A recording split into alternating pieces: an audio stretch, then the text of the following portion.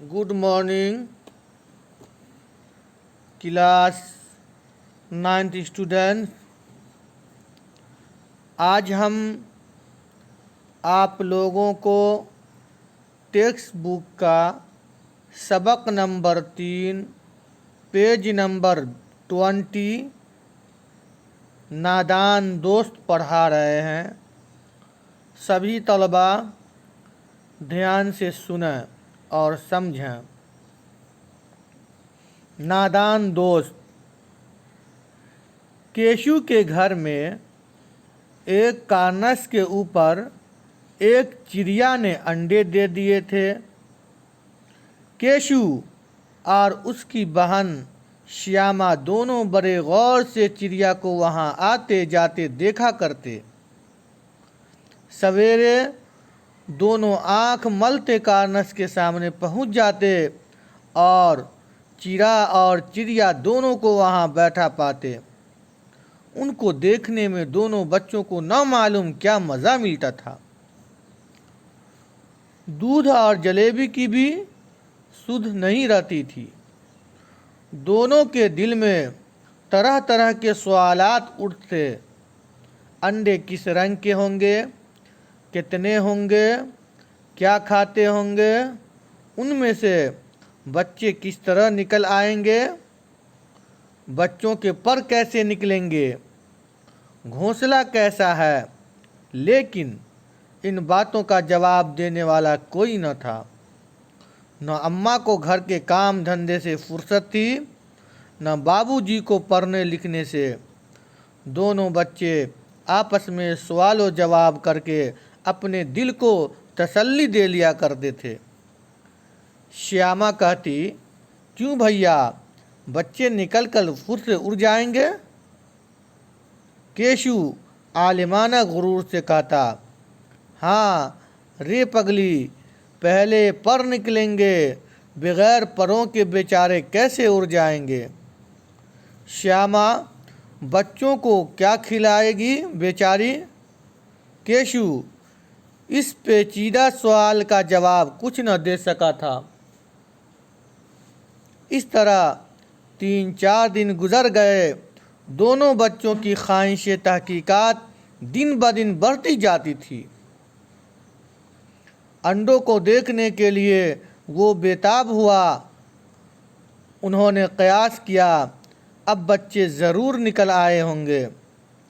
बच्चों के चारे का सवाल अब उनके सामने खड़ा हुआ। चिड़िया बेचारी इतना दाना कहाँ पाएगी कि सारे बच्चों का पेट भरे। गरीब बच्चे भूख के मारे चूं चूं करके मर जाएंगे। इस मुसीबत का अंदाज़ा करके दोनों ने फैसला किया कि कार्नस पर थोड़ा सा दाना रख दिया जाए। श्यामा खुश होकर बोली, तब तो चिड़ियों को चारे के लिए कहीं उड़कर न जाना पड़ेगा। केशु, नहीं, तब क्यों जाएगी। श्यामा, क्यों भैया, बच्चों को धूप न लगती होगी। केशु का ध्यान उस तकलीफ़ की तरफ न गया था। बोला, ज़रूर तकलीफ़ होती होगी, बेचारे प्यास के मारे तड़पते होंगे, ऊपर साया भी नहीं है। आखिर ये फैसला हुआ कि घोंसले के ऊपर कपड़े की छत बना देनी चाहिए। पानी की प्याली और चावल रख देने की तजवीज़ मंजूर हो गई। दोनों बच्चे बड़े शौक़ से काम करने लगे। श्यामा माँ की आँख बचाकर मटके से चावल निकाल लाई। केशु ने पत्थर की प्याली का तेल चुपके से ज़मीन पर गिरा दिया और उसे खूब साफ करके उसमें पानी भरा। अब चांदनी के लिए कपड़ा कहाँ से आए, फिर ऊपर बगैर छड़ियों के ठहरेगा कैसे, ऊपर छड़ियाँ खड़ी कैसे होंगी। केशु बड़ी देर तक उसी उधेड़ बुन में रहा। आखिर उसने ये मुश्किल भी हल कर ली।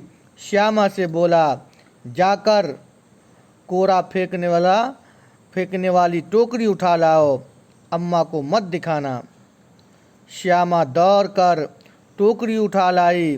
केशु ने उसके सुराख में थोड़ा सा कागज ठूंस दिया और टोकरी को एक ठहनी से लटका कर बोला,